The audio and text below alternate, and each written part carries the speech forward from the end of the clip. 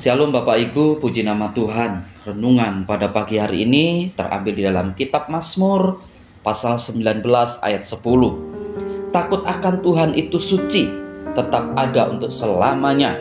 Hukum-hukum Tuhan itu benar, adil semuanya. Saya memberikan tema hidup takut akan Tuhan. Orang yang takut akan Tuhan tidak akan takut pada apapun. Kadangkala kita terlalu takut terhadap banyak hal yang membuktikan bahwa kita tidak takut terhadap Tuhan.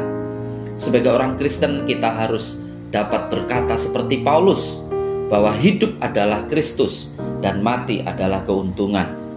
Disebutkan juga bahwa orang yang takut akan Tuhan tidak akan kekurangan hidupnya.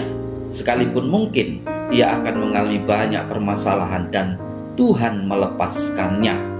Sesungguhnya inti takut akan Tuhan adalah sejauh kita berjalan di dalam jalur Tuhan, maka tidak ada yang dapat menakutkan dan menguasai kita.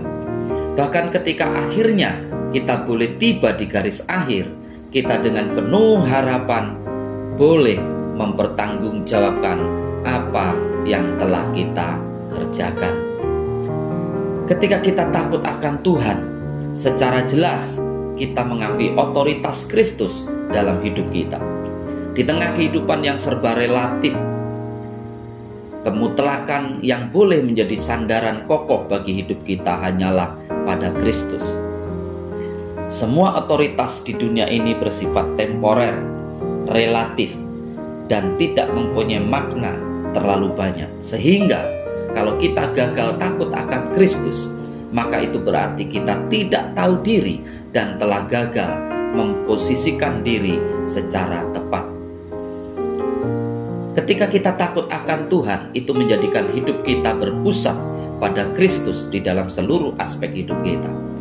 Ini yang perlu kita latih dalam hidup kita, sehingga kegentaran pada Kristus itu menjadikan hidup kita sungguh-sungguh terkontrol dan terarah, baik serta berjalan di dalam anugerahnya yang terbaik, dan akibatnya kita boleh dipakai dengan luar biasa.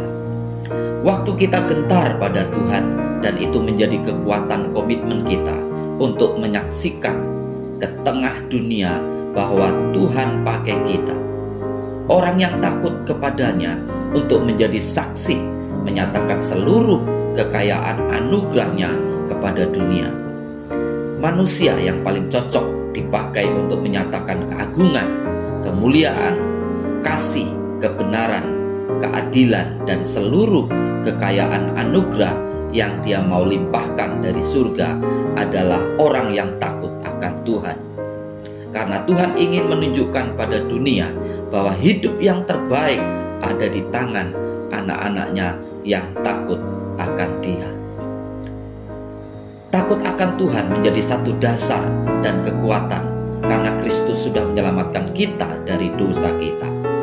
Dia sudah meneteskan darah untuk menyelamatkan kita. Anugerah terbesar yang dapat kita nikmati dalam hidup ini adalah takut akan Tuhan.